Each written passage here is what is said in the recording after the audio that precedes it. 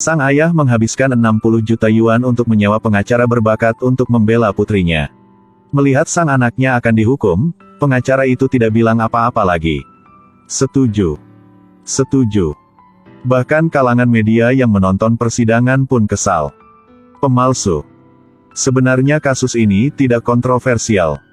Sang ayah adalah seorang miliarder, mencari gadis terkenal 5 tahun lebih tua dari putrinya untuk dinikahi. Sang anak tidak memiliki cara untuk menerimanya. Jadi berdebat dengan gadis terkenal. Sang anak yang mengendarai mobil menabraknya di tempat parkir. Ketika sang anaknya meninggalkan, dia bahkan tidak tahu. Tusukan terakhir membuat gadis terkenal itu membenturkan kepalanya ke dinding. Dan paku besi di dinding juga menembus kepalanya. Semua orang mengira sang anak adalah seorang pembunuh, tetapi hanya pengacara yang tidak berpikir demikian. Karena sebelum persidangan berlangsung, ada orang tak dikenal melakukan transaksi dengannya. Dia berkata dia memiliki bukti bahwa putri miliarder itu tidak bersalah. Selama pengacara berjanji untuk membayarnya 1 juta yuan. Saya bisa memberi Anda bukti dulu. Sampai Anda mengkonfirmasi buktinya efektif, Anda bisa membayar untuk saya. Pengacara setuju. Saat dia mendapatkan buktinya, dia memutuskan untuk mengubah pembelaannya. Tidak peduli berapa banyak saksi yang diundang jaksa. Dia juga setuju. Tujuannya adalah untuk mempercepat proses peradilan pidana. Seperti serigala, nggak buang energi di tempat yang tidak perlu. Bertujuan hanya untuk mangsa miliknya, saksi penting akhirnya muncul. Dia telah menjadi sopir pribadi untuk miliarder Thailand selama 5 tahun sekarang. Pada hari kejahatan, gadis terkenal bertemunya di tempat parkir. Dan menyuruhnya menunggu 2 menit. Tapi 10 menit kemudian, dia pergi ke tempat parkir untuk mencarinya, hanya untuk melihat bagian belakang mobil. Dan mayat pacar gelap Lem Tai. Dia berkata jika dia tahu pembunuhnya adalah putri Lem Tai, dia tidak akan melaporkannya ke polisi. Pada waktu ini, pengacara berdiri. Dia bersikeras bahwa sopir ini berbohong. Karena pacar gelap Lem Tai sering tidak menghormati sopir. Dia bahkan mengatakan menghinanya. Hal ini telah berlangsung selama lebih dari setahun. Yang terpenting, miliarder Lem Tai memiliki hubungan ambigu dengan istri sopir. Dan dia juga tahu hal itu. Menghadapi bukti yang diberikan pengacara wanita, sopir tidak bisa menahannya lagi. Jika Anda masih memiliki keberanian seorang pria, tolong jawab saya dengan jujur. Menghadapi penghinaan Lem Tai, apakah Anda membencinya? Aku tak mau menjawab. Tak mau atau tak berani. Apakah Anda bahkan tidak memiliki keberanian untuk membenci pria yang merampok istrimu? Ya, benar. Aku membencinya. Puasmu, kan? Pengacara terus bertanya. Dia telah dengan kuat memahami kelemahannya. Sampai petunjuk penting diidentifikasi. Anda mendekati Duong dan menggelengkan kepalanya. Untuk melihat bagaimana lukanya, kan? Ya, benar. Lalu Anda melihat dia dalam keadaan setengah sadar, bukan begitu? Ya, benar. Kemudian Anda melihat paku di belakang kepalanya. Kemudian Anda meraih kepalanya dan menikam paku itu, bukan? Ya, benar. Bukan, bukan. Saya tidak setuju. Pengacara sedang mengambil keuntungan dari penyaksi kami. Batal. Meskipun Anda kehilangan kebebasan, tetapi mulai sekarang Anda memiliki martabat seorang pria.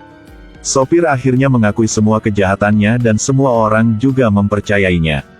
Tapi hanya satu jaksa bermarga Dong yang tidak percaya. Dia telah mengikuti Lem Tai selama 15 tahun. Selama waktu itu, dia muncul di pengadilan 3 kali. Jika tidak ada yang dikuman untuknya, saksi juga akan mengaku. Pada akhirnya, dia bebas. Jaksa bermarga Dong segera menyelidiki sopir. Mereka dengan cepat menemukan 2 informasi penting. Sopir menderita kanker stadium akhir. Lem Tai mentransfernya 2 juta yuan. Seorang pria sekarat seperti dia, pasti memiliki motif trade-off. Tapi uang ini ditransfer 4 hari sebelum kasus terjadi. Jadi tidak bisa disalahkan padanya. Pertanyaan yang sama juga mengganggu pengacara, kasusnya baru saja berakhir, dia juga menemukan. Rupanya putrinya bebas dari kecurigaan menjadi penjahat tetapi dia tidak senang. Jadi dia menemukan orang misterius yang memberikan bukti dan membayar 1 juta yuan. Ternyata orang misterius adalah istri sopir. Jadi dia semakin yakin bahwa semuanya adalah konspirasi Lem Tai. Pada saat ini, jaksa bermarga Dong menerima email dari seseorang yang mengaku sebagai orang yang menyaksikan kasus. Dia bilang dia kebetulan merekam kejahatan di HP-nya dan bisa memberikan video sebagai bukti. Pada saat ini, pengadilan juga akan keputusan. Jaksa bermarga Dong membuka video untuk menonton. Dia menemukan pacar gelap Lem Tai memang ditabrak mobil. Tapi pembunuhnya adalah Lem Tai. Jaksa bermarga Dong sangat terkejut ketika ia tahu tentang ini. Dia tahu Lem Tai yang jahat. Tak disangka, setelah membunuh orang, ia bahkan membiarkan putrinya mengaku sebagai gantinya. Jaksa Dong ingin memberikan video itu ke pengadilan. Tetapi pada saat ini video telah dihapus oleh perangkat lunak antivirus. Sial, persidangan sedang berlangsung. Satu-satunya solusi jaksa Dong hanya dapat didasarkan pada interogasi. Katanya, beberapa hari sebelum kasus, pacar gelap Lem Tai terlibat skandal. Apa pendapat Anda tentang ini? Lancar. Ada banyak saluran hiburan. Posting acara ini untuk selama waktu. Dan berikan video yang jelas. Lem Tai jelas tidak akan tertipu, tetapi bagi seseorang yang pandai memanipulasi psikologi seperti jaksa Dong, kemenangan sudah pasti. Dia mengajukan pertanyaan yang relevan terlebih dahulu. Membuat ia sombong. Kemudian mengeluarkan foto cincin berlian yang disiapkan sebelumnya dan tekan titik lemah Lem Tai. Tapi di cincin berlian itu terukir 2 kata. Tai, dan. Sepertinya dia memiliki perasaan yang mendalam untuknya. Jika saya mengetahui masalah ini lebih cepat, saya tidak akan melakukannya. Wanita yang ingin Anda nikahi, apakah Anda mencintainya? Cinta. Kalau begitu, kenapa? Ketika ia masuk ke rumor dengan satu orang demi satu. Mengapa menggali masalah ini? Hakim Ketua. Jaksa memohon untuk melanjutkan interogasi. Dan terutama mengingatkan Lem Tai untuk menjaga tenang. Ada lebih dari 100 juta orang menonton kasus hari ini. Setelah itu, dia berulang kali menyebutkan masalah ini untuk menyelidiki Lem Tai. Sampai terprovokasi. Saya memperingatkan Anda. Saya memberitahu Anda alasannya. Ketika seseorang sering tidak makan kenyang, dia akan pergi ke rumah orang lain untuk mencuri makanan. Tolong tanya Pak Lem. Menghadapi penghinaan ini, bagaimana Anda bisa tahan?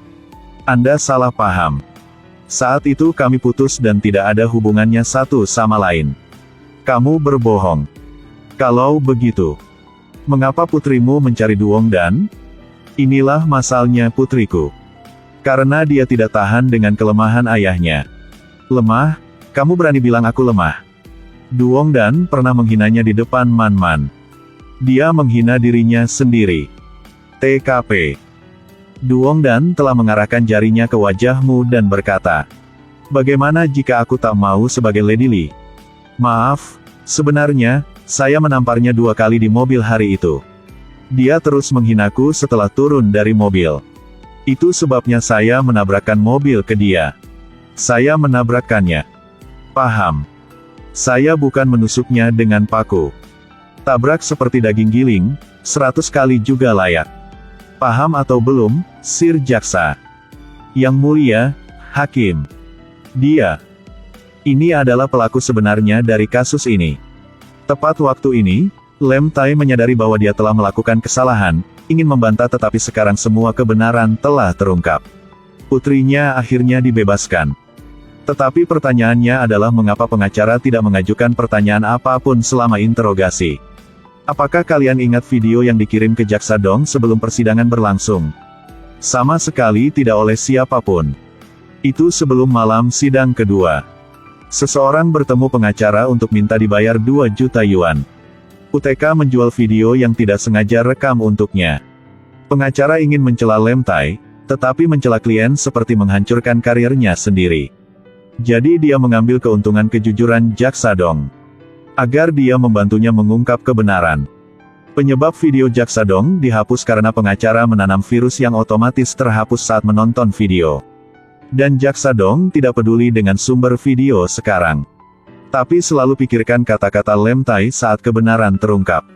Banjingan. Aku akan mati setelah Long Pei siang. Maksudnya apa? Jaksa Dong merasakan sesuatu yang aneh dalam kalimat ini, jadi dia segera kembali ke kampung halaman Lem Tai. Sekaligus, pengacara juga mengikuti kampung halaman Lem Tai karena besok adalah hari terakhir penghakiman. Dia ingin mengkonfirmasi keaslian video sebelum pergi ke pengadilan.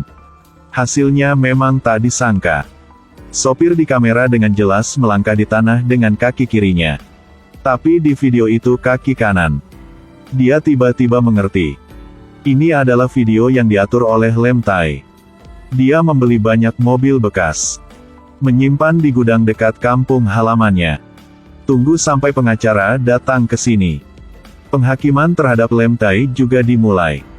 Dia menekan gas dan bergegas masuk. Dia melihat tempat parkir di depannya. Dia tercengang. Agar putrinya lolos dari kejahatan, dia memikirkan segala macam cara. Awalnya, sopir menawarkan untuk mengaku bersalah atas nama putri Lem Tai. Agar berterima kasih padanya ketika dia menderita kanker stadium akhir. Lem Tai tidak hanya memecatnya tetapi juga memberinya 2 juta yuan. Selain itu, karena sopir dan istrinya menyaksikan pertumbuhan putri Lem Tai. Mereka memperlakukannya seperti anak kandungnya. Lem Tai tidak ingin merusak reputasi sopir, jadi dia merekonstruksi TKP. Kemudian temukan aktor dengan penampilan yang mirip pacar gelapnya untuk merekam proses kejahatan. Dia tahu itu, Jaksa Dong akan menangkapnya dan membawanya ke pengadilan. Jadi dia membiarkan sopir berpura-pura disalahkan terlebih dahulu. Kemudian menyuap Jaksa Dong. Hanya ketika Lem Tai yang jahat muncul. Jaksa Dong hanya mempercayainya, dan kemudian berhenti bertanya-tanya apakah putrinya bersalah atau tidak. Pembunuh yang sebenarnya. Dalam pikiran semua orang. Mungkin mereka harap saya adalah pembunuhnya. Dan siapa Long Boi Truong? Seorang lelaki tua bertanya kepada Jaksa Dong. Ini adalah gunung di kampung halaman Lem Tai. Legenda mengatakan bahwa di masa lalu, ada seorang putri naga yang sombong, jadi dia menyebabkan bencana besar. Membuat para dewa marah. Raja Naga karena menyelamatkan putrinya menerima hukuman. Putri Naga sangat menyesal dan ingin buru-buru mengakui kesalahannya. Tapi Raja Naga tua agar putrinya tidak mengungkapkan rahasianya. Jadi dia bunuh diri. Sejak saat itu, Putri Naga sepenuhnya tercerahkan, melakukan perbuatan baik sepanjang hidupnya. Sialan, aku akan mati seperti Long Boi Truong. Saat ini, Jaksa Dong ingin mengerti, ternyata Lem Tai sedang memperingatkan putrinya. Jika Anda berani mengakuinya, saya akan mati di depan Anda. Setelah mengetahui kebenarannya, pengacara mengunjungi Lem Tai. Ketika dia menawarkan untuk membela Lem Tai, dia berkata hasil sekarang membuat semua orang puas. Selalu ada yang lebih penting dari hidup. Setiap ayah adalah dewa lapis baja. Dia bisa melakukan apapun untukmu. Meski terkadang belum tentu benar. Tapi dalam situasi apapun, dia selalu menginginkan yang terbaik untukmu. Sang anak akhirnya mengerti prinsip ini. Dia mengambil inisiatif untuk memanggil Jaksa Dong dan mengatakan yang sebenarnya. Hanya ketika menjadi anak yang baik ia layak mendapatkan cinta seorang ayah.